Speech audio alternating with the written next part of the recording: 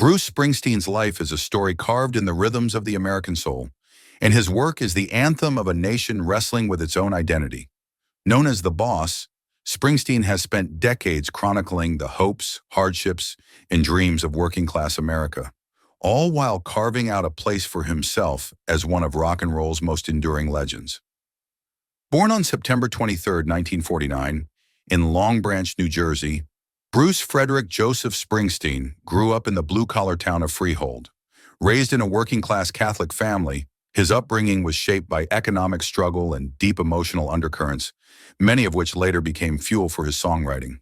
His father, a bus driver and factory worker, and his mother, a legal secretary, played pivotal roles in shaping his worldview. The gap between their personalities, his father's silence and his mother's resilience, gave Bruce a nuanced understanding of the tensions within American family life. Bruce's first exposure to rock music came when he was just 7 years old and saw Elvis Presley perform on television. That moment lit a fire inside him.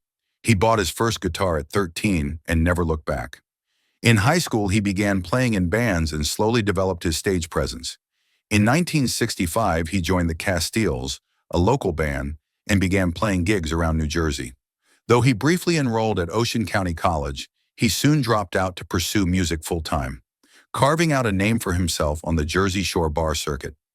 Springsteen's breakthrough came in 1972 when he signed with Columbia Records. His debut album, Greetings from Asbury Park, NJ, released in 1973, didn't make much of a commercial splash, but it showcased his poetic lyrics and earned him comparisons to Bob Dylan. His second album, The Wild, the Innocent, and the E Street Shuffle, also released in 1973, received critical acclaim but modest sales. Then came The Thunderbolt. In 1975, Born to Run catapulted Bruce into superstardom. With its sprawling title track and vivid storytelling, the album painted a cinematic portrait of escape and yearning. The album's success landed him on the covers of Time and Newsweek simultaneously, a cultural moment that solidified Springsteen as the voice of a restless generation. Over the next decade, Bruce released a string of albums that captured the spirit of America in both its glory and its grit. Darkness on the Edge of Town, 1978, dealt with the hard realities of adulthood. The River, 1980, offered a sweeping exploration of love, work, and loss. And then in 1984 came Born in the USA, the album that made him a global superstar. Despite the song's frequently misinterpreted chorus, Born in the USA was a critique of how America treated its Vietnam veterans. The album's imagery, sound, and defiant tone made it a cultural landmark. Throughout the 80s and 90s, Bruce evolved as both an artist and a public figure.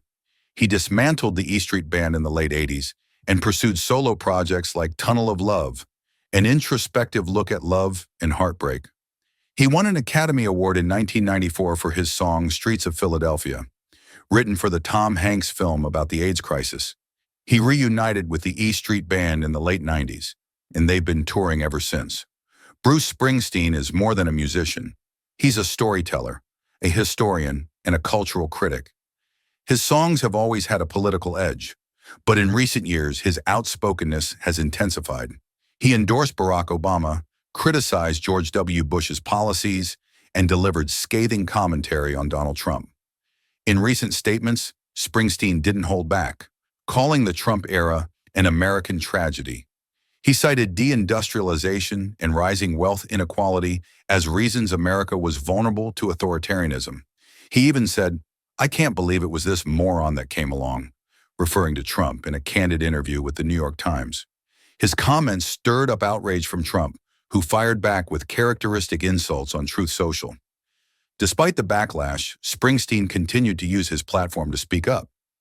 On tour in 2025, during his Land of Hope and Dreams European leg, he included recorded speeches critical of Trump and covered Bob Dylan's Chimes of Freedom, a song that echoes support for the marginalized. For Springsteen, music has always been a vehicle for truth, empathy, and justice. His memoir, Born to Run, published in 2016, offered fans a deeper glimpse into his battles with depression, his artistic journey, and his struggle to reconcile fame with personal peace. The accompanying Springsteen on Broadway show, which ran from 2017 to 2018 and briefly returned in 2021, was a stripped-down autobiographical performance that won a special Tony Award. It was deeply personal, emotionally raw, and uniquely powerful. A reminder that Springsteen's appeal lies not just in his music, but in his humanity. Springsteen's contributions to music have earned him countless accolades, including 20 Grammy Awards, 2 Golden Globes, and induction into the Rock and Roll Hall of Fame in 1999. He has sold more than 150 million records worldwide, making him one of the best-selling artists of all time. Yet through all the acclaim, Bruce never lost touch with the themes that defined his work: working-class dignity, emotional resilience, and the ongoing American experiment. At 74, Bruce shows no signs of slowing down. His concerts remain marathon experiences, often lasting over 3 hours. His latest albums continue to garner critical acclaim, and his voice remains as powerful as ever. He speaks not only to baby boomers who grew up with him, but to younger generations who find truth in his lyrics and inspiration in his defiance. Springsteen's relevance today is not just due to his music. It's because he refuses to be silent in the face of injustice. Whether he's performing an old favorite or debuting a politically charged new song, he uses his platform to demand better from the country he so clearly loves. His faith in America's democratic ideals remains unshaken, even when its reality falls short. Bruce Springsteen is not just a rock star. He is the conscience of rock and roll. His life is a testament to the power of truth, resilience, and the enduring need to tell stories that matter.